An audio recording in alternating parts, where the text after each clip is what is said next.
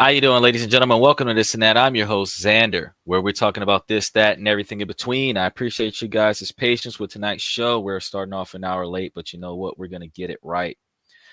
We're going to get it exactly where we needed to be at. Now, since Sunday nights are usually our members-only show, so we are able to sit here and listen to some questions and comments from the fans. If you guys got some appropriate questions and comments that you want to relay to us, make sure that you do that in an appropriate fashion. Also, make sure that you guys like and subscribe, join the membership. Quick shout out to my people that are watching us on Twitch and Twitter. TikTok's still dark right now, but you know, we've got like 35-40 days before we see that inauguration, and then there might be some wheels turning that might change things. Until that happens, we're dark on TikTok, and we're going to try to figure out how we're going to make that work. But until we get it back up and going, we are still live on YouTube, Twitch, and Twitter.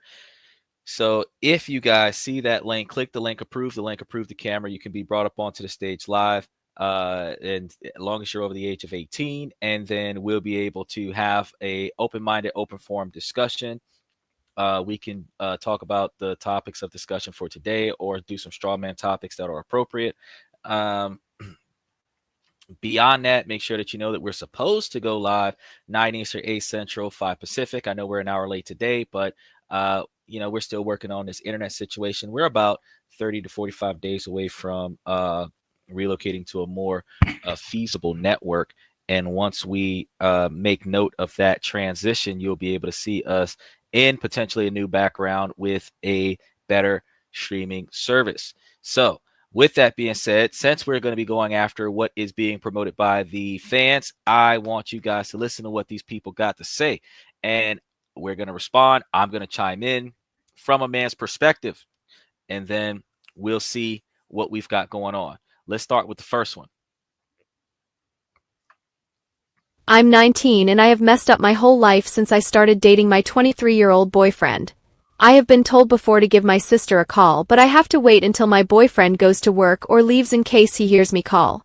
My boyfriend went to the store and has been gone a little over an hour now, so he will be back soon. So I finally rang my sister while I still had the confidence to do it. I tried ringing twice with no answer, so I left a voicemail and apologized and asked can she ring me back when she got it. She rang back nearly right away. She said she didn't answer the call as she didn't know the number. The reason is because it is a different one than I used to have, and hadn't expected it to be me. We talked for a while. I apologized a lot for everything that happened, and she said that it was okay. She said the argument did also bother her a lot. She wanted to ring me afterward, but couldn't since that phone was broken. She said she wanted to come over a few times these last few months, but was afraid she would make it worse for me or that I wouldn't talk to her. She said she was so happy I rang and that I finally wanted to leave for good. She said that she had been so afraid that she was going to hear that something bad had happened to me one day. We talked for a bit more and I explained more of everything that has happened. She wanted to come pick me up straight away, but I told her she couldn't and that he would be back way before she got here. We agreed that she would come tomorrow once he leaves for work. Once he leaves for work, I will gather all my stuff and pack a bag. I don't want to do it now just in case he sees them when he gets back, because then he will know I am leaving. I know this may sound messed up to say, but I still do love him in some way. I'm not sure how, but I do. I tried to pretend everything was normal. When he came back, I had my clothes folded away in the wardrobe and any documents I had hidden under them. Before he went to work, he became very angry when he found out I had called my sister. He must have gone through my phone at some point. He was very angry, asking why I had called her when I knew she hated us and that she was always trying to keep us away from each other. He was shouting a lot and hitting his fist against the wall. I wasn't really saying much at this point as I was afraid. All I said was that missed her and just gave her a call to see how she was, and that the call ended in us fighting. I said I wouldn't call her again, but he didn't listen. He was still screaming and he slapped me in the face with the back of his hand. He said he doesn't know how he can ever love or trust me if I keep doing stuff behind his back. He then realized he was going to be late for work at this point. So he grabbed me by my hair and threw me into our bedroom. He said we would talk more about this when he got home from work, and he locked the door from the outside of the bedroom, which locked me inside it. He took the phone from me, saying I clearly couldn't be trusted with it while he was gone. I couldn't call my sister to tell her what happened as I didn't have the phone while I was in the bedroom, so I didn't know if she was still going to come. After about 30 to 60 minutes, I saw my sister's car pull up from the window, so I opened the window. It doesn't open completely, but it opens enough to talk to her, and explain to her that I was locked in. I told her where our spare key to the house was and she came in and then unlocked the bedroom door. We quickly packed everything I needed and left not long after. I left a note basically saying how I was leaving and wasn't going to come back. When me and my sister got into her car, I started crying and apologized to her for everything that has happened. She gave Wow. me an old spare phone that she had and told me to keep it that, so that is what I am using now. She told me that I could stay at her place for as long as I need. I haven't spoken to my parents yet as I find that will be a much harder call to make. I'm not entirely sure what I'm going to do next, but I won't be going back to him when I left him before. I was always hesitant, even when leaving this time I'm not. We are still on the way to my sister's place as of now. A few hours after me and my sister arrived at her place, he called my sister phone, as he had her number from before and no longer had mine. After a couple calls my sister answered it. He asked her has she seen me and she said no. He said he know that we called the day before and she said we did, but it ended in us fighting. I had told her that is what I said to him before he left for work. She said she hasn't actually seen me since our fight that time 6 months ago. He then started saying how he think I'm starting to lose my mind, how I keep forgetting things and that I have saying stuff that never happened and then forgot about saying it at all. He said to her that I've been lashing out and becoming extremely dangerous to be around. He told her how he was worried about saying that he was afraid I would hurt myself or someone else, and that if she seen me to tell him right away as I'm dangerous to be around. I think he was trying to make her not trust me or something, I'm not entirely sure. My sister obviously didn't believe a word he said, but just played along as if she did and said he would let him know if anything came up. He then went quiet and hung up the phone. We now not sure if it was a good idea for her to say that, as it seems weird that she was so against him before and now suddenly was saying she would tell.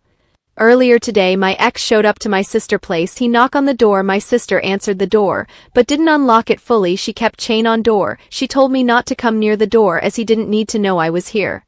He started saying can he come in when my sister said no. He said he know I am here and need to talk to me, that it is very important. My sister said I wasn't here and she hasn't seen me. He got angry by this, saying he know that I am here or that she know where I am. He said that she been trying to pull us apart since the start and if she mind her business we would be happy. He started trying to get the door open but I didn't since the chain was still on. He kept shouting open the door. He had his foot between the door so it couldn't close.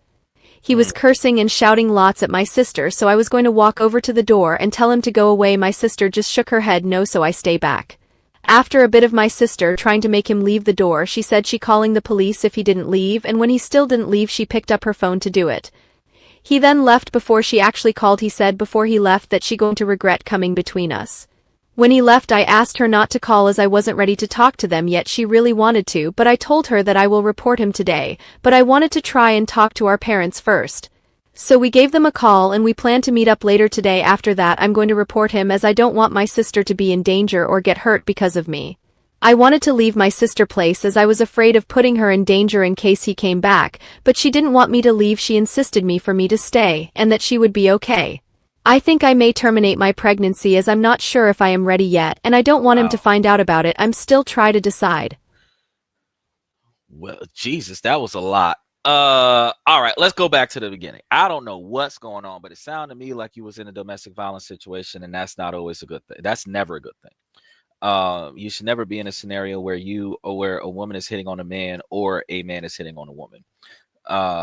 It doesn't matter if you're doing it in fun, if you guys are doing it out of anger or embarrassment or frustration or whatever. You're not supposed to be knocking one another down. So that in and of itself is something you're supposed to remove yourself from.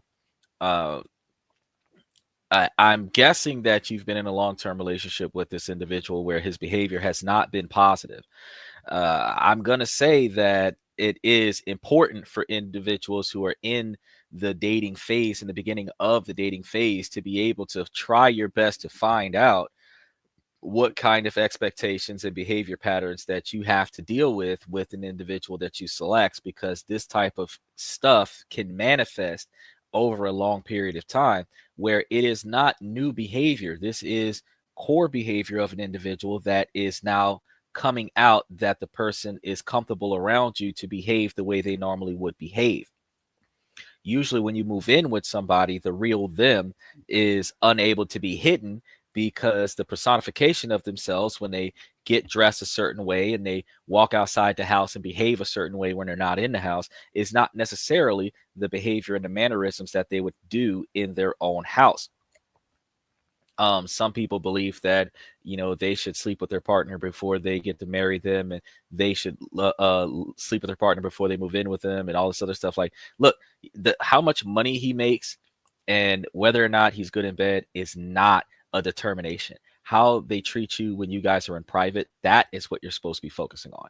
How they cater to your needs, not wasting money on your desires. How they make sure that you're protected and safe, where you're not knocking yourself out on the edge of the table, where you're not losing stuff because you're not paying attention to what you're doing, where they're not allowing you to slip and fall and hurt yourself. The way that they prioritize your safety and your well-being is what they are supposed to be focusing on. And that is what you are supposed to be focusing on when you select a partner. This is on both sides of the fence. So for guys, you're looking for a woman that's not interested in how much money you make. You're not interested in a woman that cares about what's in your wallet. You're interested in her making sure that you have the physical stability to get up and go to work every day and make the money that you're going to bring back and share with her anyway. So this type of story that I'm hearing today is a type of story that comes from you having the wrong expectations and not paying attention to any of the red flags, because whatever he was giving you and providing you, which was far beyond sex, was sufficient for you to be in this particular type of scenario. And then when you say, oh, but you still love him, well, I mean, people can be in abusive relationships and still love their abuser, but that does not mean that that's a healthy relationship for you to be in. People are attracted to the bad guy, can be attracted to that and that be their type. And just because that's your type doesn't mean that that's healthy for you. So you could be attracted to toxicity, but that doesn't mean that it's healthy for you. And that's one of the things that when we say that you have to change your expectations and set higher levels of expectations so that you are not allowing yourself to engage with toxic individuals and not allowing yourself to be involved in toxic relationships that will manifest into toxic relationships that have been so emotionally invested into that collateral damage sacrifices yourself to be involved with this person in hopes that the person will change. No decision that you make is in hopes that somebody else will change. They choose to change if they want to or not. You cannot compel them to change. You cannot inspire them to change. You can lead by example by behaving the way you expect to be treated. Treat them the way you want them to treat you. And then if they don't do that, then you were supposed to wrap things up and leave. Now, this lady was talking about she's been contemplating leaving for a long period of time. Most women do. This is probably one of those situations where, as a man, I would say, yeah, you probably should have left a long time ago. But there are also situations that women be contemplating leaving long before the relationship is over because they just didn't get what they were looking for out of the relationship. Whether they wanted more attention because a guy works 2 jobs to give her what she wants, or they want more resources because the guy works a regular job, gives her the attention that he can give her, and doesn't have enough money to give her the things that she wants. There are at least 3 reasons that women walk out of a relationship and leave. He has too many financial obligations, he doesn't have enough free time, or he is in situations where he's not pleasant to be around. So men actually only leave for 2 reasons. One reason, really. Men leave for one reason. The one reason they leave for is that she cheated. That's the killer right there. It's dead there. But the other reason that would possibly be a number 2 is that in those situations where she's mistreating him for an extended period of time and he can't get any rectification out of that. So because he is not being treated the way he wants to be treated, he leaves the relationship. Men do not leave the relationship because of money. Men do not leave the relationship because of resources. Men leave the relationship because of how the men are being treated and whether or not the woman is loyal. So in this particular situation, first of all, you had a family member. You guys apparently had a falling out. This is one of those kill the messenger situations where you were told that you were not in a good spot, that you needed to remove yourself from that situation, and you chose not to follow the advice that you were given, and then your sister's worried about your safety. Well, I understand that family members can be jealous, they can be spiteful, and they can say and do things that you don't really appreciate. But if they tell you that you are not in a good place, you are supposed to listen to your family, because family is supposed to technically come first in your personal life. They do come second to your marriage, but you're talking about a boyfriend, not a husband. So they're technically supposed to be before your boyfriend, because your boyfriend doesn't come before your family until after your boyfriend has married you. But you're supposed to be able to determine what type of behavior your boyfriend has before you decide to marry him. It's not just about how much money he has and how expensive the ring was and how expensive the wedding is. What it is how he's treating you leading up to the proposal. And if he's treating you the way you would prefer to be treated, not wasting money on your desires, but making sure that your needs are met outside of your desires. And then, to the best of his ability, if he's able to cater to some of your desires, that is what you want. And if you can get that, then that's the kind of man that you want to stick with, one that prioritizes you. But in reciprocating behavior, you are supposed to prioritize him as well. You're not prioritizing him, he shouldn't be proposing to you, because you're not going to start prioritizing him after the marriage, because you're not prioritizing him before the marriage. Likewise, when people get married, people tend to have their worst selves come out after the marriage, because they feel like, because they're in a committed long-term engagement, that they can do whatever they want now. That's not the way to go. The fact is that in relationships where you're playing the role to get to the marriage, whoever you are after the marriage should be whoever you are before the marriage. If you have changed after the marriage, that's because you are putting on a show until the marriage. So now that the real you have come out after the marriage, now your partner has to get along with the real you, not the facade that was you, where he or she was pretending to be a certain type of person until they got married, and now you can't count on them. If a husband can never say that the things that the wife used to do before the marriage is not what she's doing after the marriage, that's because she was pretending like that was valuable to her because it was valuable to you. And now that she's married to you, she knows that on the divorce, she gets half of your stuff. So she could care less if she gives you anything that you want or need. That's the true person. Likewise, on the flip side, for those men that prioritize their homeboys and they're always hanging out with the fellas, or even for those men that are cheating on their wives with another woman. I mean, you knew what kind of man you got before you married him. He wasn't loyal or faithful before the marriage.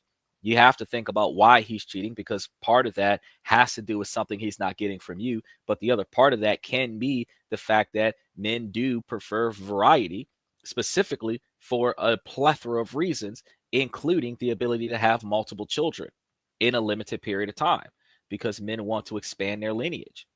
Some men do, at least. Now we have this other scenario that I'm strongly against. I'm going to talk about this scenario that I'm strongly against first. So first of all, you're apparently pregnant, right? Now you're going to kill the child. You're going to unalive the child for some reason. I don't agree with that. If you believe that the man is not going to be a good father to the child, then by all means, you can give the child up for adoption for a family that's not capable of bearing children, and they can adopt your child, and then your child can have a good life. But I don't believe that it's a good idea to take the life of an innocent child because you're in a bad spot because you chose the wrong partner.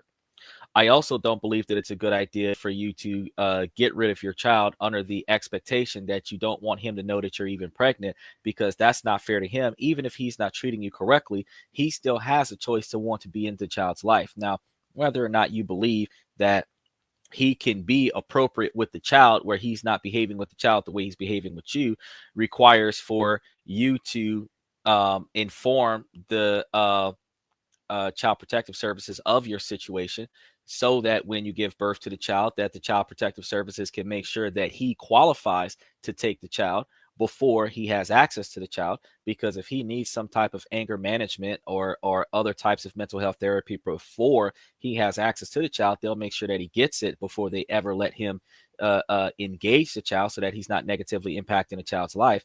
But depriving him of his right to be a father out of spite for the situation that you're in, I don't agree with that. Because even though he might not be treating you right, the child that you two created did nothing wrong. So you should not be ending the life of a child that hasn't done anything to deserve that.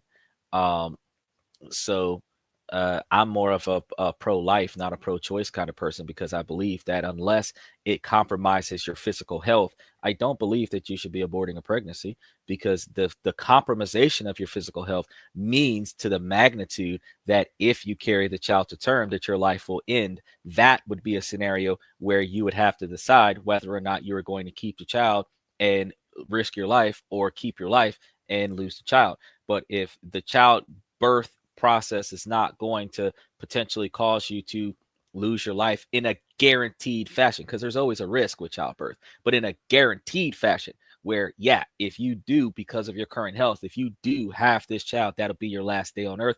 That's the decision where you start talking about giving up the life of the child. But any other scenario, no, I don't agree with that. I know that I've even said on a podcast before that if you are the product of some type of abusive scenario and you don't want to deal with the child, that your lack of mental stability could lead you to not have the child. I can agree to a magnitude that you not have possession of the child because you're not capable of doing it, but I still don't believe that the life of the child should be ended.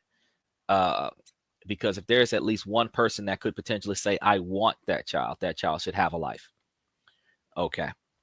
Now, for the other thing, if y'all been dealing in a domestic violence situation where he hitting on you, you're hitting on him, whatever, like as adults, we're not supposed to be hitting on one another.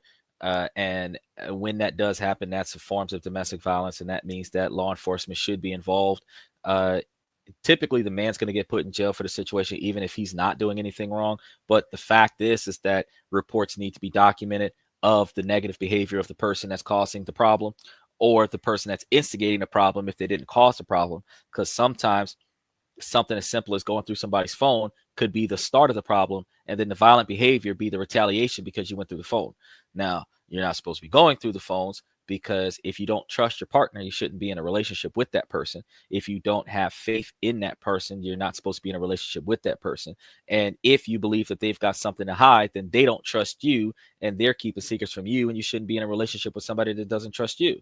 So if there isn't trust, it doesn't matter if you love each other. If there isn't trust, then you don't have a relationship, because you cannot guarantee that they're not going to underhandedly do something behind your back, pack up all their stuff and leave, rob you of everything that they can while they're doing it, clean out all your bank accounts and stuff. You can't guarantee that this stuff is not going to happen. And it doesn't matter if it's a man doing it or a woman doing it. The fact is that if you don't have the trust in your partner that they're not going to come at you and take you for everything you got, you're not in the type of relationship that you need to be in.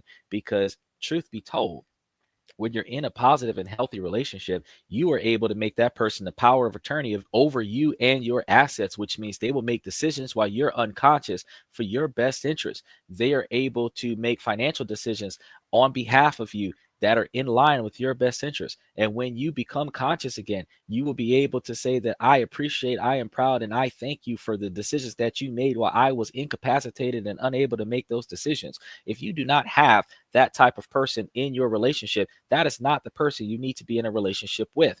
And as you develop a relationship in the dating phase, you are supposed to be developing the type of relationship in the dating phase where you can say that with all confidence that I know that if I stop waking up today, and in 5 years, when I wake up, one, I'll be able to wake up because you wouldn't have pulled the plug early. And two, I'll be satisfied with all the efforts that you tried to do while I was unconscious, the whole time I was unconscious. Those are the two objectives that you're supposed to have when you have a partner that you can count on. And that's a scenario that you guys need to really think about, whether or not he's got money and whether or not he'll treat you right. Listen to this woman. If this man got enough money to pay for all of her desires on top of making sure that her standards are met, but he's abusing her, fact is, at some point, you're going to determine that the abuse is not worth the financial reciprocation. So you need to start looking into some men that are going to treat you right, as opposed to the men that are going to spend a bunch of money on you, because that would be a more healthier relationship for you. Now let's go into some of the other ones, because we got quite a few. I went through his phone and now I don't know what to think. Shit. So my boyfriend, who's 31, has been together for 4 years straight. No breaks, living together since the end of 2020. Recently, at 28 years old, I've been having a feeling. I felt it before, but ignored it. This time I acted on my feelings and went through his Instagram since I was able to get the password from a streaming service we share. Sneaky, I know, but I don't care. I found a message he sent to a girl last September saying how he's been thinking about her every day for this past year and how he's back on the East Coast and wants to support her in any way. I messaged this girl and she was very kind and honest and told me about how they were seeing each other the year before we met, but had heard he was cheating on his girlfriend with multiple people, so she stopped dealing with him. But said he tried to meet up with her in 2021, we were living together, and then didn't speak to him until the message that I saw. The other concerning thing I found is one of the accounts he has blocked just happens to be in the same random ass city in Missouri that he's in this week for work. She lives in LA. Coincidence, according to him, because why would I be on a vacation in St. Louis? LMAO. Yes, that's what he said. I should have kept this information to myself and made my exit, but I couldn't help but confront him with what I saw. Now he's saying he doesn't owe me an explanation because I don't respect or trust him. Hilarious, honestly. The worst part is last year when he was thinking about and messaging that girl, I had an abortion. Not to mention, all these years I've held us down when he couldn't. He's still out of town, and I just want to leave for my mom's house this weekend before he gets back. I think I will. Now he's saying he messaged her because she has gotten an abortion in the past and was feeling bad about that situation. She did mention that, but said it was never mentioned and he never talked about it to her, so it's most likely BS. My ticket home is bought for Saturday, and he's blocked on everything. I'll be spending today getting myself together. He's also sent his ex $250 with a note that said, "Can we please talk?" and his new number just a couple of weeks ago, LOL, that really solidified my decision to leave. The lesson here is always to check deleted emails and blocked accounts / numbers. Ignorance is not bliss and doesn't excuse people's mistreatment of you. Okay, so I'm going to start from the beginning because her advice was incorrect. But I'm going to start from the beginning. You're in a 4-year relationship with this dude, and according to what you told me down the line, is that a year before you met, he was in a relationship with this woman for over a year. You're telling me after the fact that you found out that she ended up having an abortion because he's talking to her about the abortion, and that might have been his baby. You don't know that, but she's getting an abortion that's not negatively impacting her health, which is unnecessary. And if she's going through some stuff, are y'all all having abortions because these men are asking you to have the abortion, or are y'all just choosing to get rid of these children because y'all don't want to have the responsibility? Because I understand women don't like having responsibility, but I really want to know, like, are y'all just dropping these children, like ending the lives of these children for the sake of you can't handle that responsibility, but you're willing to open your legs and receive that responsibility? Okay, now the other issue that we have, like, you ran off and you went and had an abortion. Now you're complaining about him having an affair. This is a year after y'all done been together because y'all started dating in 2020, and in 2021 he starts getting back with his ex from 2019. And that's when you're having an abortion. Now, if he wants his ex, you got to start asking yourself why. You're not going to want to admit that there's a possibility that it could be something about what you're doing, but you also have to understand that it could just be the fact that he is the kind of person that wants to have multiple partners, because men collect women like Pokemon cards. They got to collect them all. They're not necessarily required to be loyal to be considered good men. They just have to have the resources to be able to support all the women that they're dating at the same time in order for none of the women to complain about it, like Nick Cannon, but the fact is that while we understand that if he is cheating on you, you find out about the cheating because you went through his social media profiles, you went through his phone, you are stalking him and actually impeding upon the wiretapping law, which is a federal law, in order for you to go and get information to ratify your decision that you don't want to be in a relationship with him. Truth be told, you did not feel comfortable with how he was treating you. Even though he wasn't negatively treating you, he wasn't showing you the type of attention that he might have been showing you when your relationship first started, as if his attention has deviated towards somebody else. With that particular understanding, you don't need to go through his phone to decide that I don't want to be in this relationship anymore because it is not the way it was when it started, where relationships typically are not the same. Relationships typically start off good in the honeymoon phase. And then after that, it typically takes a very big dip in a negative direction. And then a reverse bell curve, you build yourselves back up. Because in the first 3 months of the relationship, and sometimes the first 6 months of the relationship, you're getting to know each other. You're head over heels for one another. The sex is reasonable or great for some of you. And then you ignore all of the pet peeves that you guys have for each other. Then after you get used to the sex, after you get used to each other's existence, after you get used to being around one another, and especially when you start living with each other where you have to deal with the fallout of their decisions. If you guys live in separate houses and your partner is messy, you don't have to clean up after them. They may not bring you over to their house very often. And when they do bring you over to their house, they ask you to excuse the mess. And because you're not there on a regular basis, you may actually excuse the mess, but you wouldn't want to live in that situation on a daily basis. Your partner may not be a cleaner where they make the mess and you're not going to want to be the person expected to clean that mess up. Likewise, you may have a certain way to organize things, and your partner might be a messy person. You don't want to be in a situation where they're moving your stuff around and you're not comfortable with that. You have to be able to understand what your partner is like in their personal life before you guys start living together. You apparently didn't do that. So that was an issue that you needed to change for future dating, because you're not going to be able to move into a household with somebody else if you're not sure that they're going to behave the way you want them to behave. Getting the key to the house is like a promise ring to marriage, because typically in the olden days, you did not get the key to the house until after you married the guy. So if you got the key to the house, you have gone from being one of many to being the only one, if you wasn't already the only one, once he decided to start dating you on an exclusive basis. So once you got the key to the house, that shows trust, that you were able to enter and exit the house whenever you feel like it, which also means that no one else will be entering and exiting that house, because he doesn't know when you're going to come, because you have an open invitation to come to the house. Now, the issue that I have, again, the abortion situation, I'm not going to restate it, but I did say it, that I think that that's a wrong decision to make. However, once you had this feeling multiple times that you should get out of this relationship, you should have just got out of the relationship. The fact that you broke into the guy's internet accounts in order to ratify your decision so that you can find out why his behavior has changed, to give you reasonable confirmation and justification to break up with them, I think is an unethical position.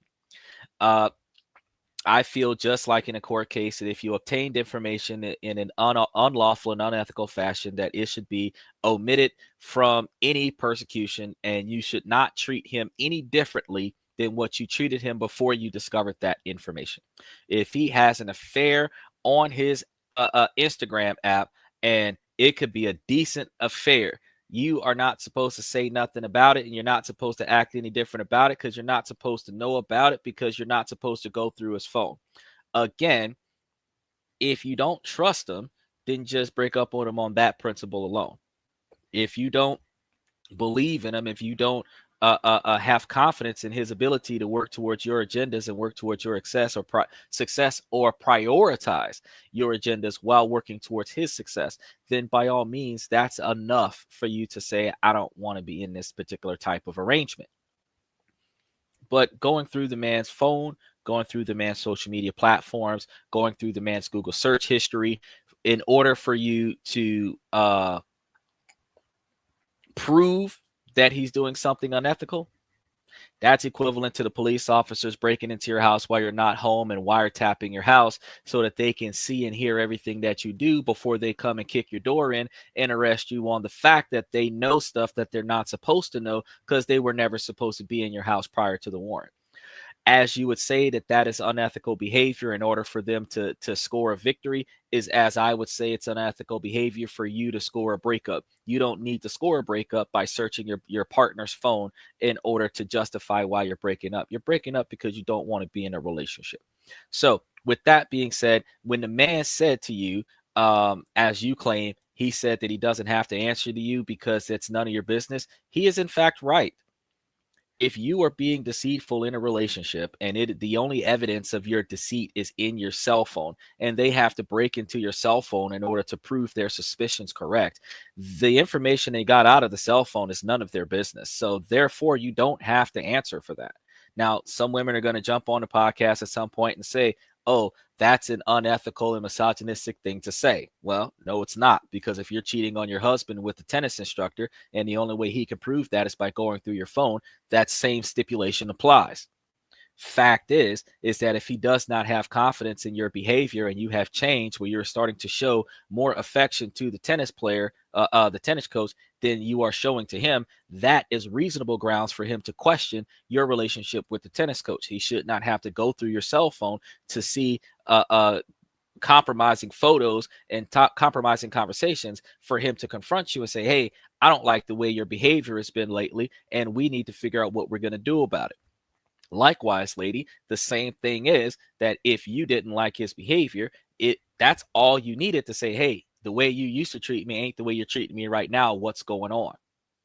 And if you don't like the way you're being treated, where he's not giving you the attention that you believe you deserve, he's not giving you the affection that you believe that you deserve, and he's not prioritizing your needs and expectations the way that you feel like you deserve, that, again, that is reasonably enough to break off the relationship. And then finally, if you don't trust him, if you believe that he's cheating, even if he's not, if you're going to continuously accuse your partner of cheating because of your insecurities, you don't belong in a relationship anyway. But again, if he's doing something to lead you to believe that he's being deceitful, like not being at work when he says that he's at work, and you would only know that if you go to work. It's different if he's supposed to be at work and his boss calls the house looking for him and you overhear that message on a voicemail. It's different if he said that he was with a friend and that friend calls your phone and asks you where he is. That's when you stumbled across information to find out that he's not where he says he is. That's different from you looking for the information.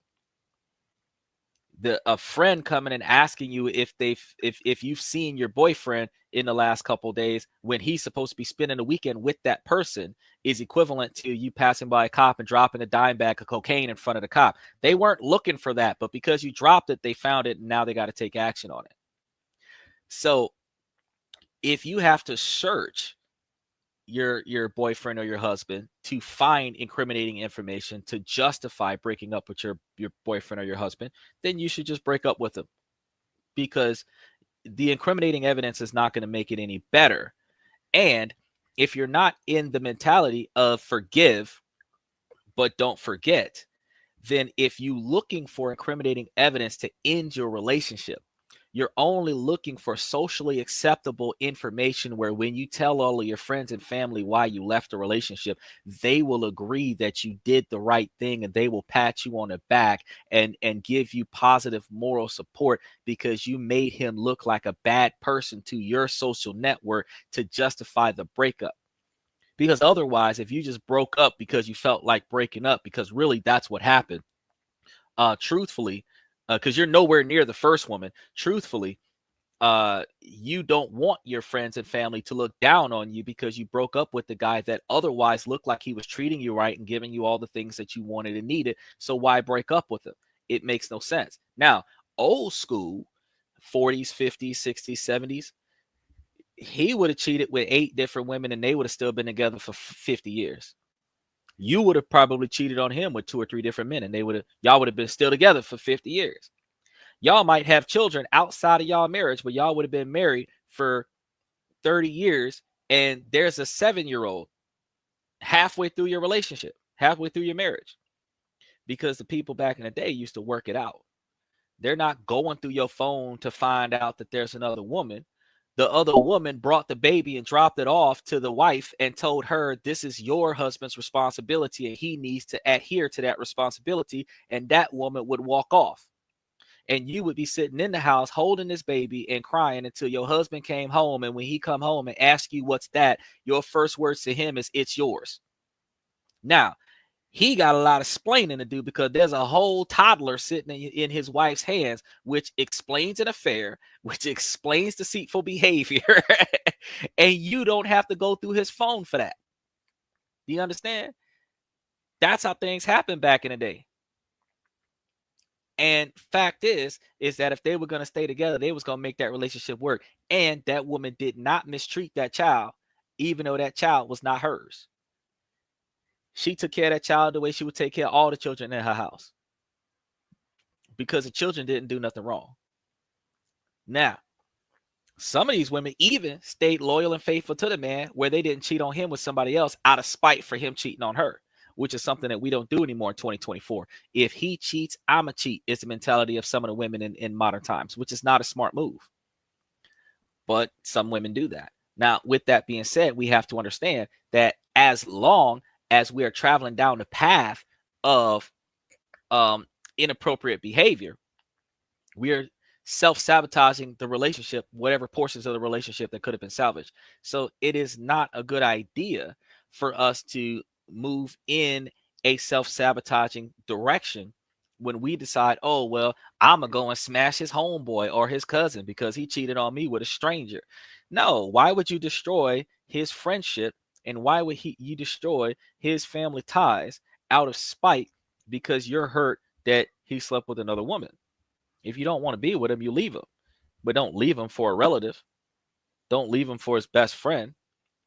But then he also has to question the loyalty of his friend, because if his friend is going to participate in your affair, then his friend wasn't really a good friend in the first place. So that wraps up everything that I had to say about y'all. Let me go ahead and move on to the next one. Can I still be attractive if I'm a quiet guy? Hey, everyone. I'm a very quiet guy and don't talk much unless I'm comfortable with someone. Sometimes I wonder if that makes me less attractive. For those of you who are also quiet, have you ever felt like this? How do you show your personality and make a good impression despite being so reserved? Well, sir, I'm going to be honest with you that sometimes being a quiet guy might be better than being a loud and obnoxious guy. Your attractiveness is not going to be based on how much you talk. Your attractiveness is going to be based on how you look and how you carry yourself. So if you carry yourself with a level of poise and grace, if they're going to be attracted to your character, then they will respect your character. You are a man of short words or very few statements. Or I say that in reverse. If you're a man of very few words and a man of short statements, then you are not inherently really speaking up about most things. But the things that you do speak up about, you have somewhat of a passion for or a passion against, which also means that as a man of reservation, the few times that you do speak, you should be heard and action should be taken out of respect for your statements, because you don't talk much about a lot of things. Now, in addition to that, I also understand that people that are inherently shy, introverted, don't usually talk a lot when they're outside of their comfort zone. When you find a partner that actually is interested in the same things that you are interested in, you will find out that you never shut up. The fact that you don't talk much is because you don't have much to say, because the stuff that the people around you are talking about typically are not what you're interested in. And while you don't want to remove yourself from the conversation, which cuts your social interaction with the individuals that you are with, the fact is you don't have any comments to input.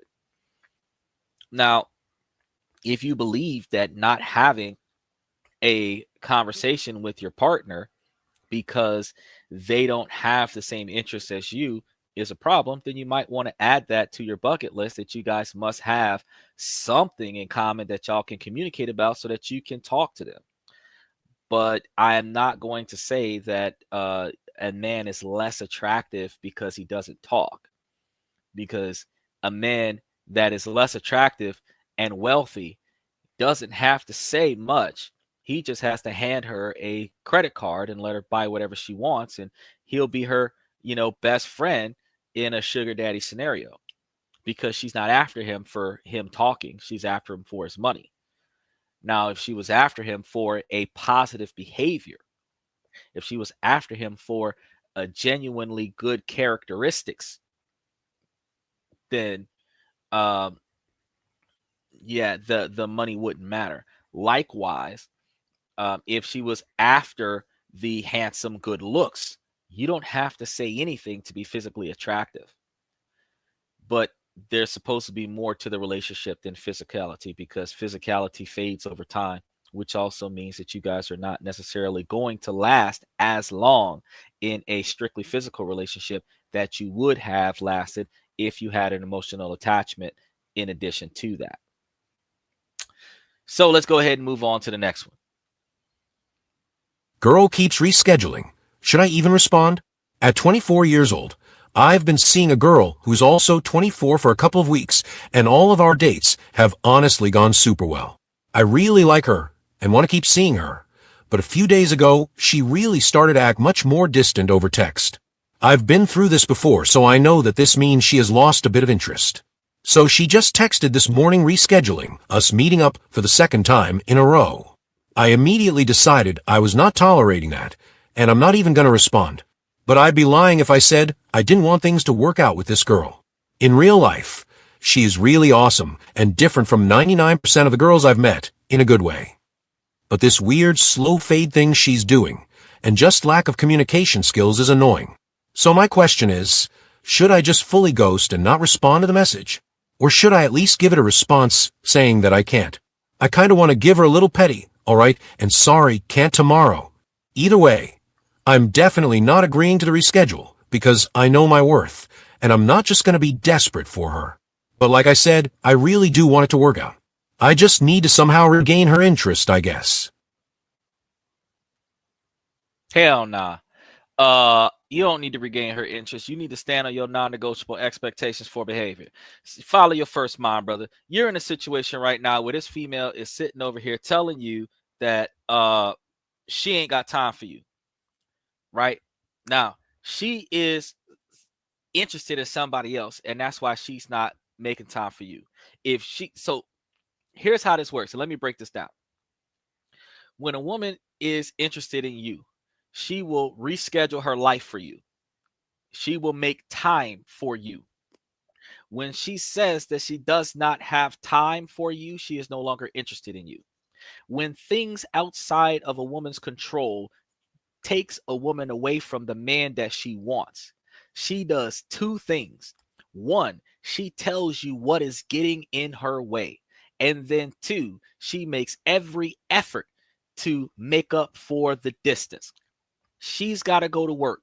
She will be calling you at odd hours. She will be texting you. She will be sending you photos of her on the job. She will come and see you when she gets off of work. She will come and spend time with you before she goes to work. If she has to travel for work, like flight attendants, she might not be able to see you for a few weeks because she's on this airplane, but you will be the first person that she finds when she gets back into town. She will tell you when the flight is supposed to come back. She will tell you if the flight gets delayed, and hopefully, if you're not at work, when she gets off the plane, you should be in the airport to pick her up. Now, if she's got somebody else she's interested in, because social media, everybody's dating everybody and everybody's sampling everybody, and it's like riding all the rides at the fair for free. Fact is that she's found somebody else that's tickled her fancy, and she's trying to see where that can go. While you guys did kind of hit it off a little bit, whoever this other person is has her undivided attention, and that's why she's canceling. The only other time that women cancel is when they have personal emergencies that are very embarrassing and they don't want to tell you about it, but they're not going to have multiple emergencies in a row where they don't just come out and tell you, look, I got some family issues. Even if they don't tell you what those issues are, I have some family issues that I need to tend to. Please give me a little bit of time to work this out, and then I will get back to you with a time for us to meet. And then if she feels comfortable, we'll talk about it. Either way, she makes sure that you know if you're important to her. She will make sure that you know that you are not the problem. She's got something else that's in her way, but she wants to be with you.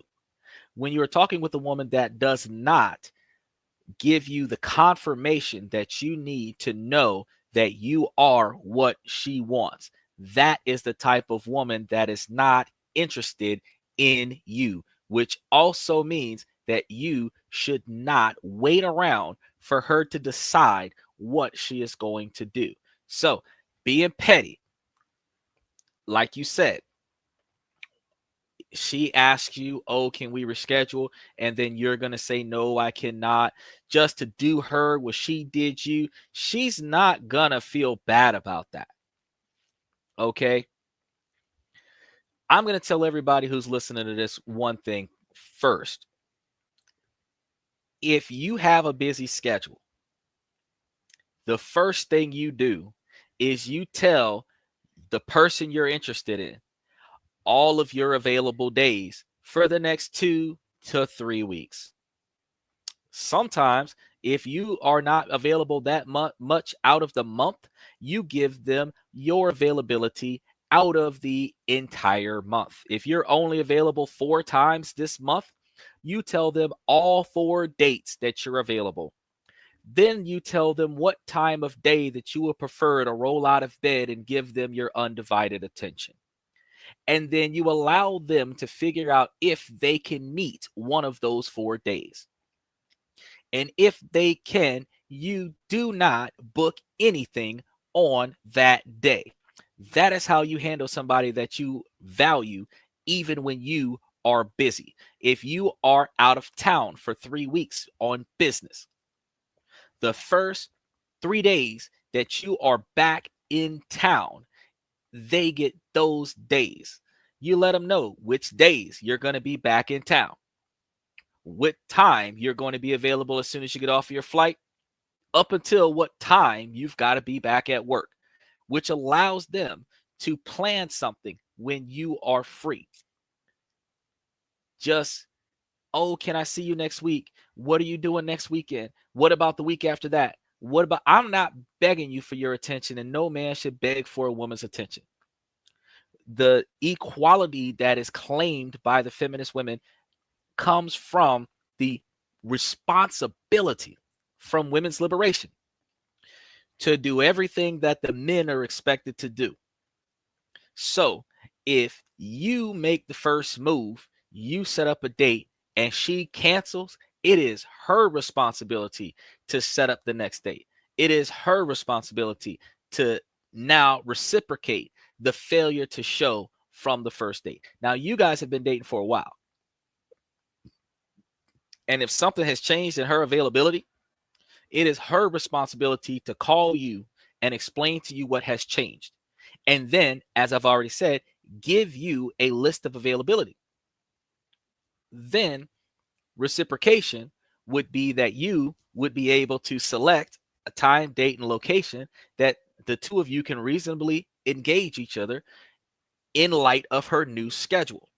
If she does not prioritize you as a human being, you should not sacrifice yourself for her as a human being. Therefore, ghosting is effective. Why?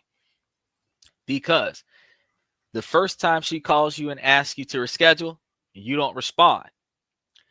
The second time she should be able to call you. I mean, yeah, you could say appropriately, oh, I don't want to do this anymore. But no, ball's in her court now. She's already canceled on you twice.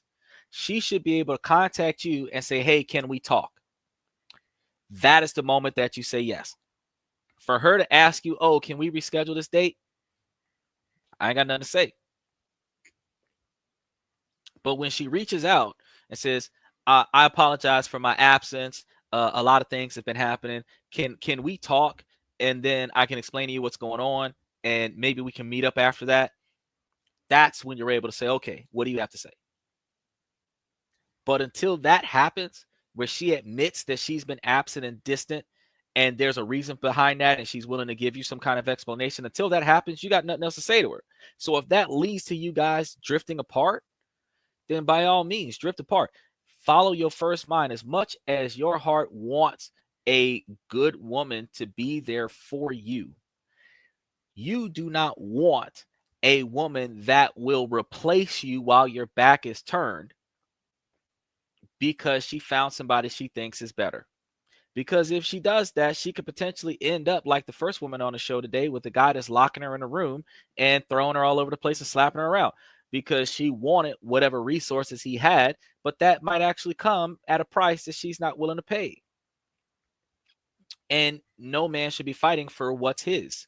If she dedicates herself to him then she is his, which means he should not have to battle the world to keep her. He should be battling the world to protect her. If he's got to battle the world to keep her, he's not hers. She's just a hostage. And you're not supposed to keep hostage anything that is supposed to be free for the streets.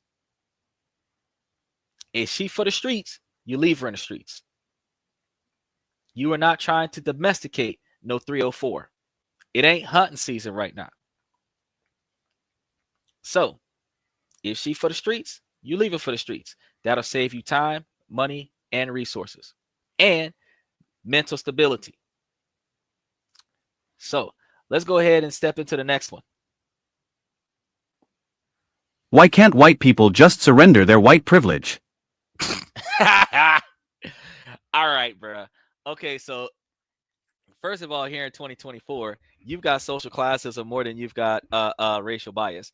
And second of all, nobody that is in their 30s and 40s is a part of what happened in 1950. So the privilege that they have has been bestowed upon them inherently. It's not something that they actually fight for on a regular basis. They got some people that walk around with the black and red flag now that used to be a white and red flag. But the fact is that they're not actively out there oppressing people.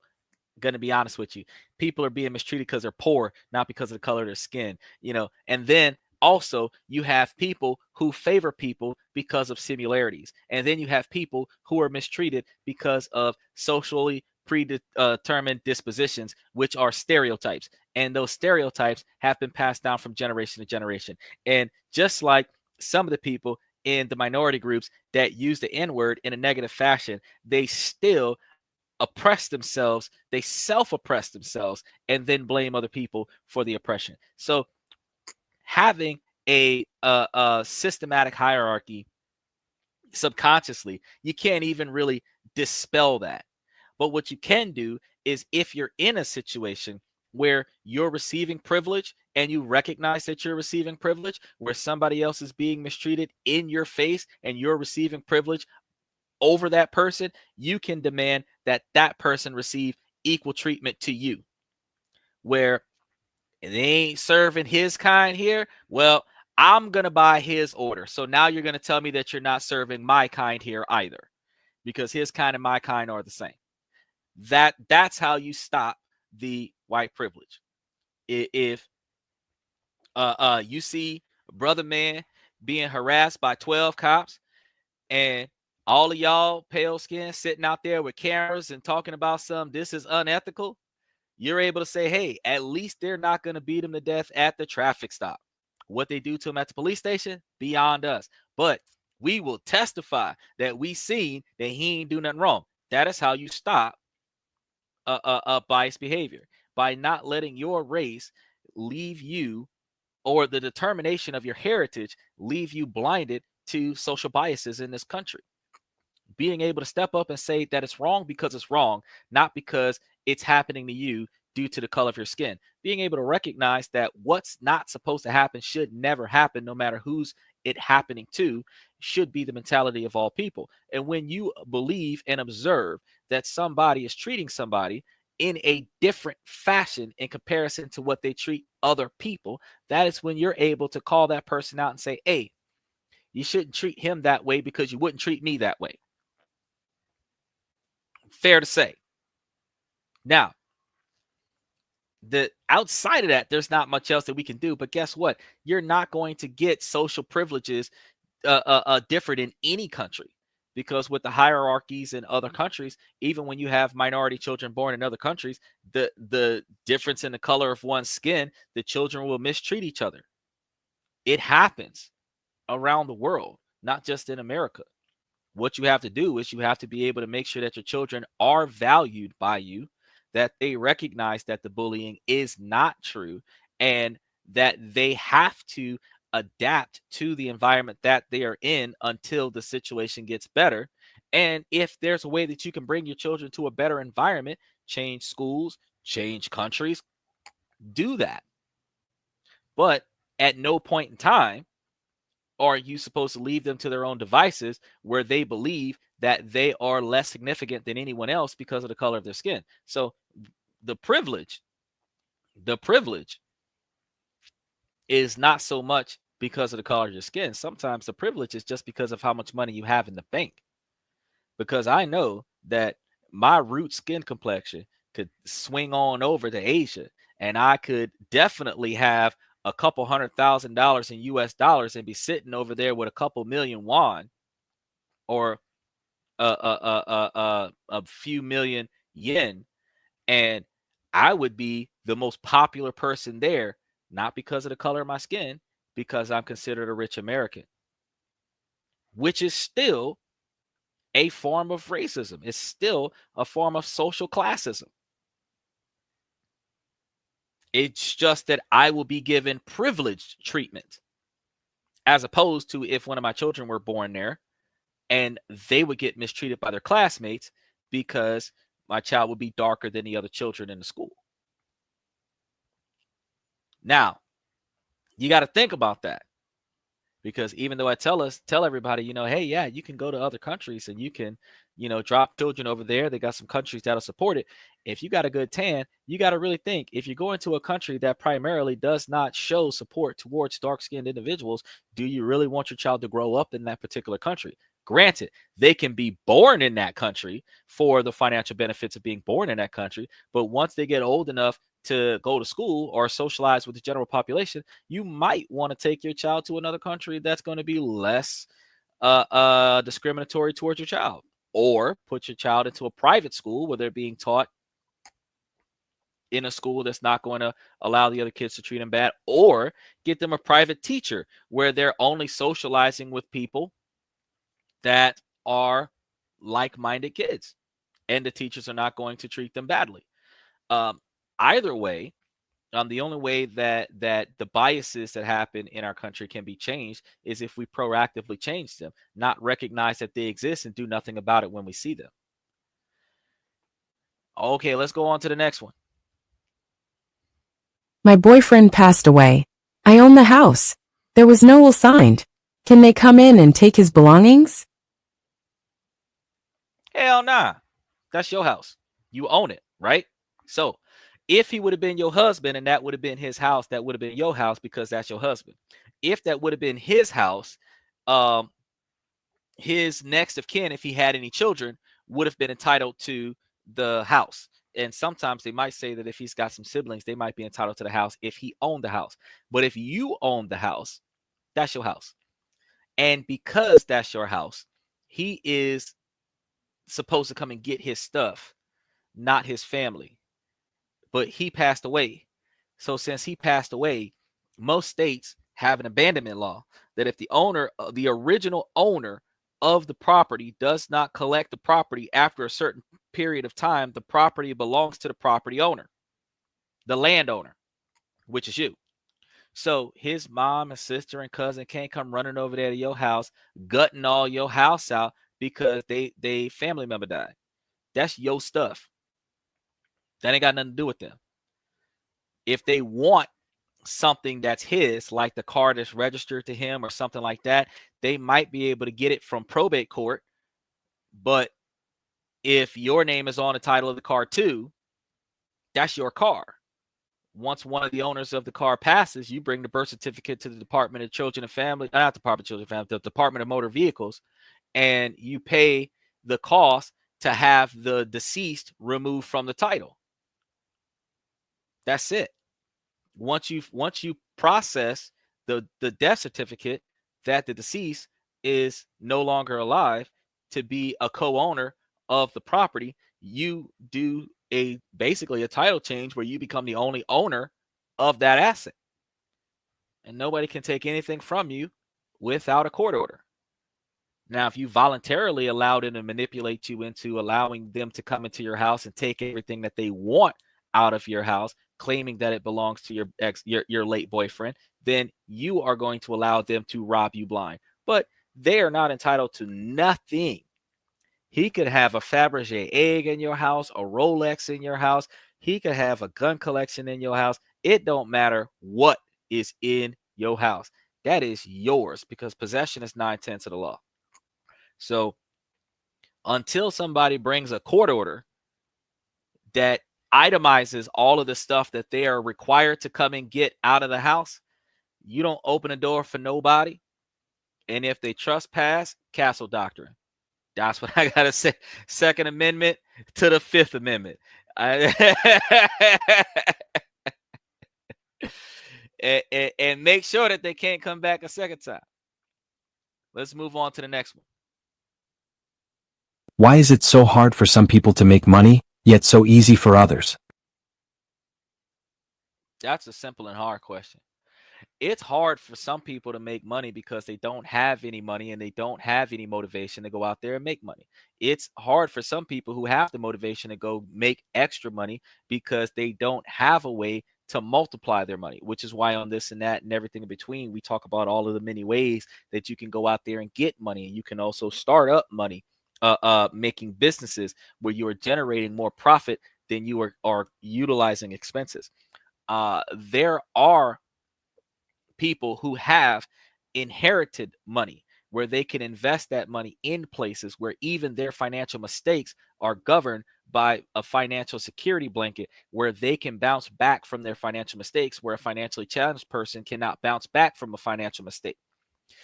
So there are people who have what is called a head start in life. Those people have a better opportunity to be more successful than the people who did not have those advantages. But why is it that two different people can grow up in the same neighborhood? One of them can be successful and one of them can be a failure? Because the one that was successful never gave up, always took advantage of every opportunity that was presented to them, and continued to network to look for more opportunities, while the other person who ended up being a failure did not do anything other than live on autopilot. They did what they had to do to pay for the things that they needed, and then they just coasted after that. And those are the types of people that are never going to be successful. So there are some people that can start off broke and end up rich before they die. And there are some people who can start off rich and end up broke before they die. And there are some people who will live an entire lifestyle of staying broke and in debt. And there will be some people that have an entire lifestyle of never knowing what being financially compromised means. Not even financially challenged, not even broke, just financially compromised. They won't know what getting robbed feels like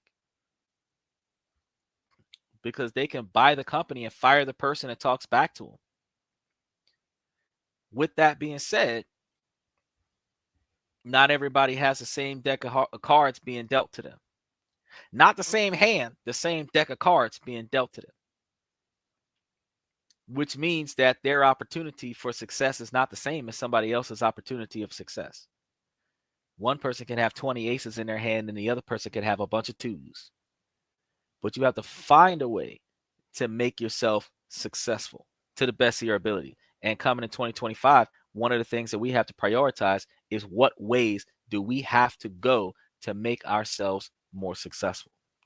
Because by the end of 2029, if you have not done what it takes to make yourself financially successful, come 2030, it is not going to be in your financial favor. Because all of the executive orders that happen in the next 4 years are going to be written in stone for 25 years. At 2029, if you're in your 50s, by the time this country changes back to what was in your favor, you will be 75 or 82 years old. It will be too late for you to be building a life in your 70s. You would just have to coast and go with the flow. In your 30s and 40s, if you was not building your life in your 20s, where your life will be better in your 40s, if you started in your 30s and 40s to build a better life so that in your 50s and 60s, that your life is better, then you start now on This and That, where we talk about this, that, and everything in between, building a life of success. Then you won't have a problem with how you are going to be successful in your life, in your future. Let's move on to the next one. My landlord hasn't picked up the rent for almost 1 year. He doesn't answer the phone or text. What could happen? Okay, so landlord hasn't picked up the rent in over a year. Landlord could be dead. Um, the landlord could have sold the property to somebody else. Um, or the landlord could just not care. Now, that doesn't mean that you don't owe them rent. You have a contract. If you have a lease agreement with the landlord that requires you to pay a certain quantity of money per month to stay on the property, then that is what you're financially obligated to pay. My recommendation is to, I've told you guys about establishing all of these bank accounts all over the country. There's over 8,000 financial institutions in America, about 8,800 of them roughly. And you should have multiple bank accounts. With multiple bank accounts, you would then be capable of putting the rent in a bank account by itself where nobody messes with it. You can even put it in a bank account that gains interest. You can even put it in a bank account that's attached to a savings account where you can take the interest from the checking account and put it into the savings account and just let it build money. Now, normally, I would say that if you're having issues with the rent being received by the landlord, that you would make out a cashier's check and you send it out, but the cashier's check is only good for 90 days. After that, it's hard to recover the funds from that cashier's check. So I would do a personal check. I would write a check to the landlord every month. I would photocopy that check with a letter signed and dated from you that says, your tenant for such and such address, providing you with the rent for such and such period of time from month to month, whatever. Xerox it. You might even go through the extra trouble because your bank can notarize stuff for free. Get it notarized. Put that cashier's check into an envelope, mail it to your landlord. If he doesn't cash the check, oh well. You've got copies that you've been making attempts to make payments. The money is sitting in a bank account. The other thing that can happen is if somebody takes over the property or if somebody takes over the business that was running this property and that person decides to file for eviction for non-payment of the rent, you would be able to get that dismissed and file a countersuit for breach of contract because you have been paying the rent, because you would show proof of every time you sent them payment. Then, in addition to that, you could take the amount of money that they're claiming that you owe them, not with interest, because they're going to charge you with interest for non-payment because they never cashed any of the checks, but you're not entitled to pay them the interest. You're entitled to pay them the principal if you were paying it on time. If you have it signed and date stamped on the days that you sent them the check where it's before the rent was due, then you don't owe them interest. So the principal that you owe them, you make out that check, you send it to the eviction court and say, no, I've been sending them the money all this time. They've never been cashing the checks. So here's the money right here. But I don't owe them interest because they've never been cashing the checks. The judge will look at that and more than likely agree. If they agree, then the case will be dismissed in your favor. They can attempt to file for possession of premises if your contract has expired, if your lease has expired and you're on a month-to-month basis, but that will require them to give you as much as a 30-day or 90-day notice to vacate prior to them attempting to seize possession of premises. Now, while there are some squatters' rights laws that you could potentially utilize, if you've been living rent-free on this property for an extended period of time, you would need to get you a lawyer that would back you up. So there is a legal company that I can tell you guys about. I was actually going to be doing a show about them, their services coming up soon. It's one of the affiliates that I've been talking to as of recent, but get you a lawyer that would help you with representing your case if they're trying to take your property from you or take your possession of the property. Possession of premises is what it's called. Then the attorney will be able to aid you with what you're trying to do. Now, if in the event that you have a good enough attorney, they could potentially get you to keep the money that they refuse to accept if you're suing them for breach of contract because they're not accepting the rent and that broke the contract, which then allows you to keep the money from the rent that you didn't get.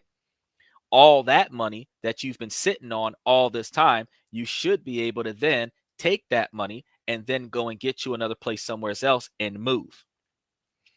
Option B is that if you put all of this money into the courts, or if you put all this money into a bank account, you've been sending them checks and ain't nobody cashing those checks. So all the money is sitting in the bank account.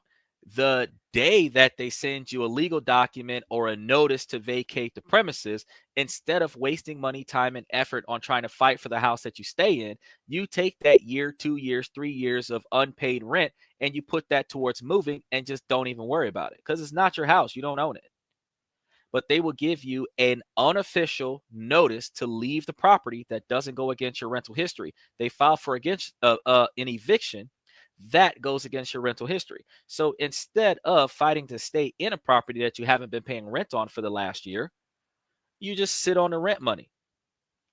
Keep mailing them checks, keep attempting to make payments, and then sit on the money. And then when they send you a letter to say get out, you take that money and think about how much money you're sitting on right now, because the average rent in most places is not that cheap. If you're paying $2,000 a month for rent, which is almost the going rate for rent in 2024, that means you got $24,000, which means technically before they give you a notice to get out, you should be able to take that back rent money and just put you a down payment on buying a house, because $24,000 could be the 2 to 20% that you need to buy you a house. You don't need to wait for them to kick you out. You could just take that last 12 months of rent that the landlord hasn't been collecting and start looking for a place to move to. Find you a mortgage company that's willing to take your $24,000 and aid in getting you a move, and then just move out of the property. By the time they decide to send a notice to vacate, the house would have been abandoned for a number of months. And then you don't have to worry about any negative fallout in that scenario either. But if you've been sending them or collecting the rent notifications and they haven't been coming to get it, and you have been wasting that money thinking, oh, I didn't have to pay my rent this month, you're screwing up. Because at some point, that's going to fall back on you because you still owe for living on that property based on the last contract that you signed with the property owner. So your best bet is to save that money and put it towards moving out so that you can own something, so that nobody can try to take that property from you, as long as you're paying a mortgage. And if you take the house and put it into a trust, then the trust can cover the mortgage. And then if you're investing in, then the trust can cover, you know what I'm saying, the investments, and the profits offset the debt, and then you don't have to pay taxes. There's a lot of things that can be done. But just sitting there hanging out knowing that the landlord ain't been coming for the rent, when these days, a lot of times, the landlord requires you to pay the rent online. Ain't no excuse. First person accountability. You're responsible for the decisions that you make. You're responsible for the decisions that you fail to make. You're also responsible for the decisions that you allow people to make around you that negatively impacts you. And then you are responsible for not doing anything about those negative decisions, which allowed their decision to negatively impact you. So you cannot even be the victim in a scenario where first person accountability, you had a choice to not be involved in that, but you decided to be involved in that anyway. There is a reasonable liability when you're the victim of a bank robbery because you decided to go to the bank. You didn't have to go in the bank. You could have did your business at the ATM machine. You could have did it in a drive-through. You could have did it online. Most of the stuff that you have to deal with the bank, you can deal with it online these days. You can mail the documentation in. You can deposit checks through your cell phone. You withdraw money from an ATM machine away from the original branch. So if you are involved with a bank robbery, that's because you chose to go to the bank. Because not even your job requires you to go into the bank and give it to them. you might need to go and get change, but you don't have to go to the bank and get change. Not in the bank. You can get the change from the drive-through. Because there's a commercial lane right up against the building where you can drop off $40,000 in deposits and get $10,000 in coins and drive away. So the fact that you're inside the building, that's by choice. And you have to accept accountability for the choices that you make that lead you into the negative positions that you're in. Whether you like it or not, even if somebody cheats on you, there's reasonable liability as to how you got into a position to be cheated on. There is no scenario in your life where you directly are not in some way, shape, or form responsible for the negative outcome that you have to endure. You have first-person responsibility for how your friends treat you, how your relationships treat you, how your family treats you. And if you allow people to mistreat you, there is reasonable liability in your inability to stop that. So you can't just say, oh, well, it's me, I'm not being treated right. You have to be able to stand on your non-negotiable expectations for behavior for yourself as well as everybody around you. Lead by example, practice what you preach. But you also must make sure that you make decisions that better improves your ability to function and to have people function around you in favor of your expectations. Because things don't have to always go your way, but the way you would expect this to go reasonably should go that way. And only the people that are going to be reasonable about the situation, even if it's not going to be a favorable outcome, are the ones that you want to do business with. Likewise, even in a traffic stop, you know you're going to get a ticket. Within reason, you're not expecting this cop to snatch you out of the car, beat you, and mace you. So if they're going to give you a ticket, that's what I expect to have happen in this situation. So he's doing what he's supposed to be doing. I expect the people to come up and do their jobs the way they're supposed to do it, and I'm not going to give them any feedback about it. But I mean, if you want to search my trunk for absolutely no reason because my tires got mud on them and my car is not the suspect of a crime, you're being unreasonable, and I'm not cooperating with unreasonable individuals. So you have to actually think, if they're willing to meet the reasonable expectations of how the situation is supposed to unfold based on the details of the situation, if they're willing to act that way, those are the people that you want to associate with. The ones that aren't willing to act that way, you want to start removing those people, whether they're friends, whether they're family members, whether they're girlfriends, boyfriends, husbands, wives, children. You just got to start taking people out of your life that are negatively impacting your success, because you're not going to be able to leave a legacy for your kids if your kids are spending up all your money. You're not going to be able to leave any inheritance for your wife if your wife is spending up all your money. You're not going to want to leave anything for your husband if your husband's spending up all your money. You're not going to want to leave anything for your brothers and sisters and aunts and uncles and cousins if they're running off with all your money, taking your cars and crashing them. So you've got to understand that you're never going to have anything to give these people if they're taking everything you got right now. So if you can't keep your network under 30% of your expenses, then you need to change out your network. It is what it is. Your network should not be forcing you to operate at 120% of your revenue. Your income should be, whatever your operation, whatever your network has you operating under, should be under 30%. And if your operation is functioning, and this is all of your personal expectations and emergencies, if they got you operating over 30%, they're doing too much. And you need to try to figure out how to reduce that, even if that means reducing people out of the cost of your standard of living. Because catering to family and catering to family emergencies is part of your standard of living. Unless you take that out of your standard of living, family can be a financial liability. All right, let's move on to the next one. Women in your mid-20s, where on earth are you? Is everyone literally at work all the time? Yep. It seems like forever ago since I've seen anyone my age out in public. I finally saw two couples out that seemed to be my age or early 30s the other day, but statistically, I should have seen at least one person by now. Shit, I'll be amazed if I see another guy my age at this point. Where is everyone? Can't be the places I've been going. I've been all over.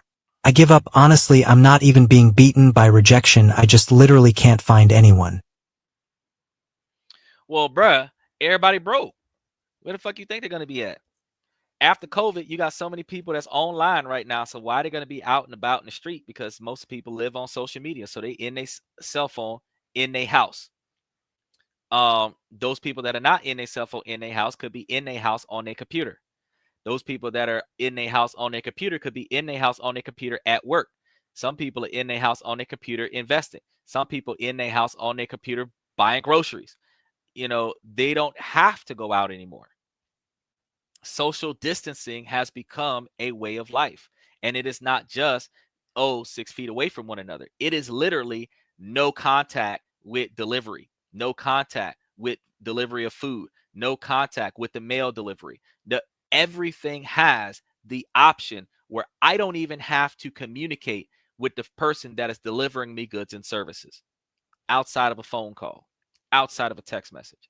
So how do you meet new people if everybody are hiding inside? And then the people that are not hiding inside, they're at a job, working a 9 to 5, either that's 9 at night to 5 in the morning, or 9 at night to 7 in the morning, or working 8 in the morning to 5 in the afternoon. And then when you decide to go places, they're not out because they went home and went to bed.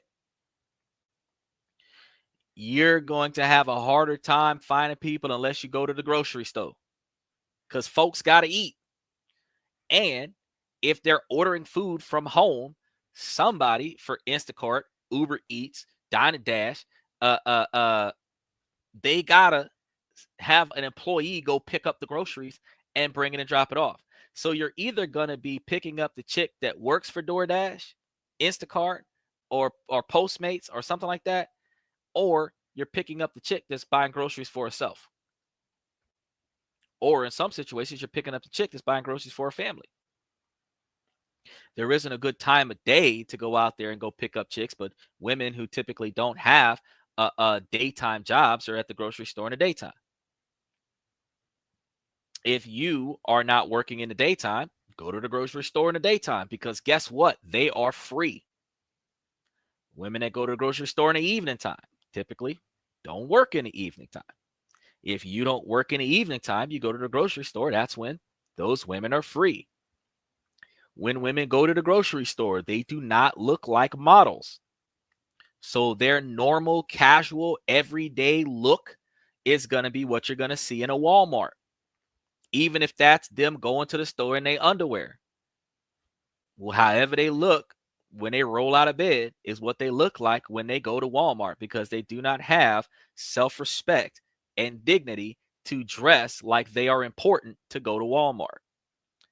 Mentality is, who am I here to impress? Everyone. Okay. Now, since you rolling out of bed looking like Kevin Federline when Britney Spears was in an institution back in the 90s, that's how you want to look when you go to the Walmart. The worst foot forward is in the Walmart. They done spent 2 hours making themselves look good when you find them in the club. They done put on a show. They got their whole personality with 6-inch stilettos on and all the platform shoes and everything like that to make themselves look the way they want to look for you to say, oh, I find her attractive. But when she with them slippers on, with the sweats and the halter top and the shower cap in the Walmart, that's what she really looked like. So if you want to go find someone, and you're not necessarily going to find them in their 20s, because the ones that are in their 20s are at college, because all the women believe that going to college and getting an education makes them a valuable person. It doesn't. It doesn't. A college education for a woman is not valuable at all. It does help the woman become financially successful in the workforce, but in relationships, it has no value. But most of the women are in college. The majority of the population of the student body these days are women in college. And the Fortune 500 businesses are starting to become overrun with women in financially successful fields. Even though the majority of the women that are in humanities are in humanities because they don't really want hard jobs, but they don't really know that those lack of difficulty jobs have lack of good pay. So the 25-cent wage difference between career choices of men versus career choices of women stem from the women choosing jobs that don't pay as much because those jobs aren't as hard to do. but never once has a woman ever been able to say that she does the exact same thing as a man in 2024, and that man is making 25 cents an hour more than her, and she's been on the job a year to 2 years longer than him. Typically, a man that's been on a job 5 or 10 years longer than the woman doing the same job that she's doing has got a nickel raise every year. She just started. He's making 25 cents an hour more than her because he's been doing it for 5 years more than her. Even if she's doing it better, fact is that he was getting a nickel raise every year for 5 years. He's been on a job for 6 years. You've been on a job for 1 year. He's making 25 cents an hour more than you because he's been here for 5 years. But you're going to get promoted in 6 months because the affirmative action laws for gender equality requires that women be in management. So if they don't have enough female managers, as long as she doesn't break any of the company policies, she will get promoted quickly. So we've got to think about, where are you going to find the women? Because the ones that are worth dating are not in the nightclub looking like 304s. The ones that are worth dating are not expecting you to spend $500 on a first meal. So where do we find them? Because the ones that are in church are typically tap dancing on a ceiling, sliding down a pole Saturday night. So where do we find them? I'm going to get down to the nitty gritty on this. Where do you find them? So let's go on to the next one. I like a guy I don't find attractive and I need advice. I know this is probably really shallow, but there's this guy that I've been talking to for a little bit and he's really sweet and respectful and amazing. He's super good to me and is so genuine, but I don't think I'm attracted to him physically. I feel really bad because he didn't do anything but be amazing. I don't know what to do. I've tried to imagine us doing things and it just doesn't feel right. I don't want to mess this up if there's a chance of this working out, but I'm kinda lost. Well, I mean, it's only going to work out if you stop being so damn shallow. So, I mean, I don't understand. Like, most women have that exact same mentality. That's one of the reasons why so many good men are in the friend zone. Like, really. Fact is that a man doesn't have to be physically attractive for a woman to date him if he's financially successful. So his looks don't matter to most women. How he treats you doesn't matter to most women, because if he has enough money, he can Chris Brown you all day and night. Why does Chris Brown have a number 20 girlfriend when the last 19 of them he beat up? And it's been all over social media for the past 20 plus years. Fact is, if he's got a history of hitting women, no women should want to be involved with him. But because he's rich and attractive, they have no problem with sampling that, seeing if they can dodge a couple of them punches. Thing is, a man that's not physically attractive probably is going to have some low self-esteem that's going to allow him to be more codependent towards your positive emotional attention, which means that that man is probably going to treat you a whole lot more favorable than an egotistical man that knows that he's the best thing since sliced bread and walks around like he is the real life Ken to your Barbie, where Ken lived off of Barbie's riches, if you remember those toys. Because Barbie had the house, Barbie had the job, Barbie had the sports car, Barbie had the yacht. Ken had a surfboard and some swimming trunks. Ken didn't even have shoes. But Barbie, rich, Ken, not rich, lived off of Barbie. Now, women aren't going to tolerate that. I don't understand why. Because, I mean, if they were growing up with these types of toys to set this type of precedent, why they're going to go against that, but they're going to be mad about the women's empowerment, where the women have the responsibility of picking the right man in modern 2024. Either way, you've got a man that's good to you. You think that you like him. He's just not physically appealing to you. He might be a little overweight. He might be shorter than you would prefer.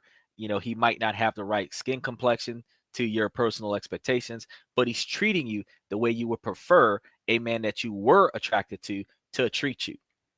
My only recommendation: don't look him in the eye when you guys are having sexual encounters. Put your back to him.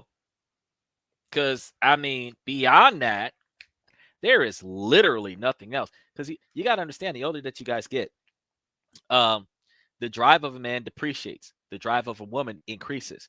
And the same way men that are in a drought take what they can get, they will take a 3 or a 4 just to have a sexual encounter. In some situations, they're not girlfriend material, but they're sex worthy. Women can do the same thing. Now, likewise, when you think about the fact that the older that he gets, the more financially successful he should become, which means that the financial stability will be there for you and his drive will be diminished, which means that at some point you guys are going to reach an age where you're just sitting there talking about how delicious total is. No sex needed. You're just hovering around each other. Your attraction to one another's physicality is not going to be there in your 70s because both of you are going to be butt ass ugly. So does it really matter that he's attractive to you today? Technically, no. Because if he has a good heart and the truth, and it decidedly is true that people say that it's not what's on the outside that counts, it's what's on the inside, then he could be butt ass ugly. The fact is that if he's treating you the way you deserve to be treated or the way that you feel like you deserve to be treated, that is what's important. Not if he's cute. Not if your friends think he's cute. It's actually better if your friends don't think he's cute. It's better if your sisters and your aunt and your mom doesn't think he's cute, because that means that none of your family and friends will sleep with him, which means that the opportunity for him to have an affair with the rest of your network is diminished because nobody's attracted to him. Really, you do better getting a man that other women aren't attracted to, because those resources, all of those resources are exclusively yours. You get a man that every woman wants, which women don't want a man that no other woman wants. But if you get a man that every woman wants, that man has more options, which means that he can express his wealth to more options. But if you're his only option, then where is he expressing his wealth? To you. So you might want to rethink the position of not dating a guy that you're not attracted to, because ugly people make beautiful babies. Think about it. So it might be in line with your best interest to have somebody that's going to treat you right. That's not always a prince. He might be a frog. But at the same time, you have a man that is going to give you exactly what you're looking for. With that being said, I want to give a special thanks to a lot of the countries that's been watching us around the world. We've been getting a lot of ups and ups. I did say that I got to do a show about Romania and Brazil, so I said that I was going to put it up in this week's show, and I failed to fill the gaps. So I got to start off with next week's shows, because this 7 days did not have Romania and Brazil in it. So we're going to be talking about Romania and Brazil's financial economies and how to build wealth in Romania and Brazil, and ways that you can make money for yourself. Because I am a man of my word. I did say that I was going to get it done before December. So I do have a few more days to redirect the situation. Likewise, make sure that you guys like and subscribe. Typically, we usually start the show at around 9 Eastern, 8 Central, 5 Pacific. We did start about an hour late today. We had a little bit of issues with the internet, but we typically start on time most days out of the week. But we always give you at least an hour. So, if you kind of check in like 30, 45 minutes in and the show is still pending, we're going to start soon. You just got to tiptoe your way back around to us. I want to give a special shout out to a lot of our fans that's been coming up and showing us support recently. Especially special shout outs to Red Void and Omni81 and Liberty Twitcher for giving us that love and support from Twitch. We want to give a special shout out to some of our fans on Twitter. I know that I'm still getting a lot of shout outs from some of our fans on TikTok, even though we have gone dark on TikTok. We're going to still continue to try to figure out how to make sure that we're posting on TikTok until the ban is lifted. Once the ban is lifted, we'll be able to go back and live stream from TikTok, and we'll start seeing a lot of interaction from the fans on TikTok. But as it stands right now, there's only about 10 states left in the United States that has not sued Beta Dance, as well as Meta, which is TikTok, Instagram, and Facebook. So like 3 of the social media platforms, three of the not so big social media platforms are being sued by most of the states in the United States because of the way they handle their data and the negative impacts of social media on the new generation of children. So while YouTube has not been drugged into the fold, the fact of the matter is that YouTube is one of the largest social media platforms, and Twitter is starting to become number 2 since TikTok is no longer in the mix, and Twitch used to be number 5 is starting to become number 4 as Twitter starts losing ground in 2024 going into 2025. We will see what happens come January 29th is when China had to change the way they established themselves in the United States. But since that is 2 months away, February 1st is like 2 months and 5 days away. Once we see what happens on the 29th of January, we'll be able to know if Beta Dance is definitely going to be officially banned out of the United States, or if Trump can do something different that can allow Beta Dance to exist in the United States, where the unbanning of TikTok will be on the airways, has to be a federal order in order for the local state to undo it. Because even if the federal government does not put restrictions on the country, the individual states can still put a restriction on the countries, because you have the loosely written federal law, the stricter state laws, the stricter city and county laws, and then the even stricter city ordinance laws. So as long as no two laws conflict with one another, all the laws are enforced. But if two laws conflict with one another, they are nullified in your favor. So until a counter law is made to unban on a federal level the TikTok, we're not going to have access to TikTok. And if the remaining 10 states in the United States does ban TikTok, then TikTok will be banned from the United States all the way around, where podcasters and content creators will not be able to release content from their platforms live stream, but they may be able to upload it to the platform and it still be able to be seen in other countries. So the traffic from your origin isn't going to be there, but you still will be able to get you some traffic from somewhere else. With that being said, I want to make sure that you guys like and subscribe. Again, I'm going to give you that notice one more time. And then I want to make sure that you guys also see us tomorrow, because we got a lot of good things coming up in a lineup for the rest of the week. And we're also going to be looking towards seeing if we can get some more guest stars up onto the show. I know that I've got a lot more collaborations that I have to look into later tonight to make sure that we get everything lined up for the rest of this week. But as you see the videos being released on a podcast, you'll know exactly which products we have going forward. So make sure that you keep an eye on the channel. Make sure you keep an eye on the long form videos and the shorts that are being released outside of the live. That gives you information on some of the products that we endorse and some of the content creators and some of the other business collaborations, the B2Bs that we support. And potentially you can find something that you're interested in addition to all of the different topics that you guys can recommend. So I did just make it a point to put up all of the other topics that you guys had asked about in the last couple of weeks worth of shows. So I got those lined up this week, which is one of the reasons why I postponed the Brazil and Romania topics. But I am going to start getting the Romania and Brazil topics listed this week for whatever lineup, whatever gap we have in the current 7 to 14 days. So keep an eye out for those, for especially since I see some of you still watching us from TikTok and Twitch. I don't see you watching from TikTok. TikTok is blocked. It's Twitter and Twitch.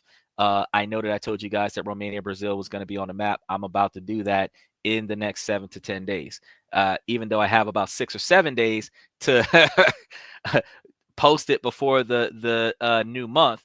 I'm going to get it in the next 7 to 10 days. That way, whatever lineup we have is still the lineup for those who asked me to look into some things, and then I'm still able to keep my word to make sure that you guys can get some information about what's going on in your country with business and finance.